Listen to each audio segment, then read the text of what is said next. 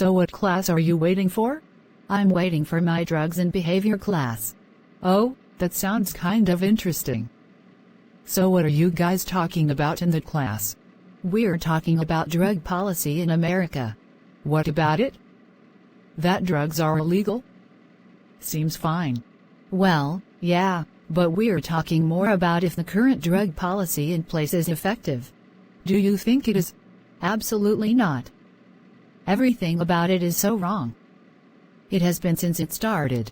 I don't really understand.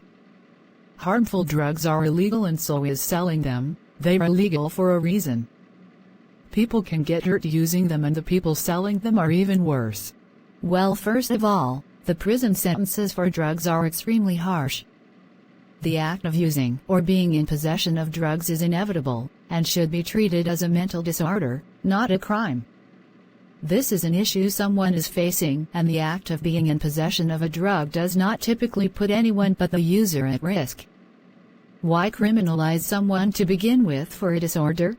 Well, they made the decision to do those drugs in the first place. Nobody fed it into their mouth. Shouldn't there be a consequence? And how is it a disorder?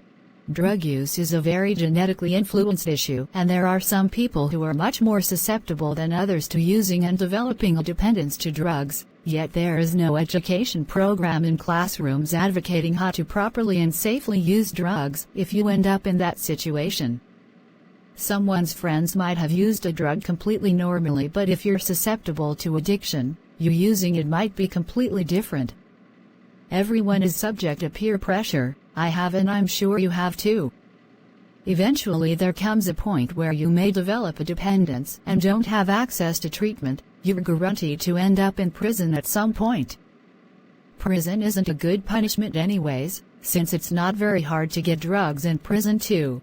Okay, well, of course putting more drug education in schools would be good. But I think there should still be a consequence.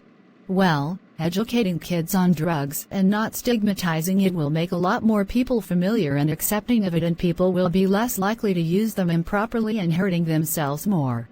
And I mean, should there be a consequence for having depression? Or being anxious?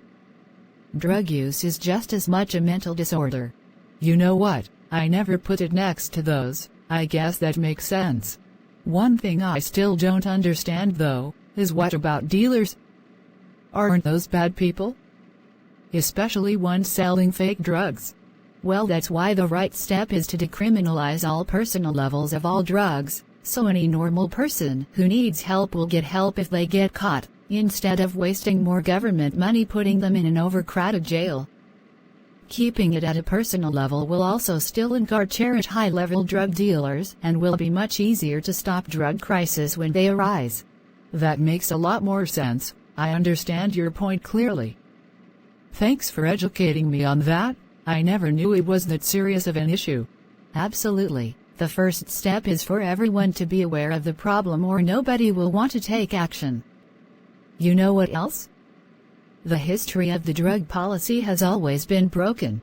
The criminalization of drugs has always been racially biased, and is why many drug sentences are as harsh as they are.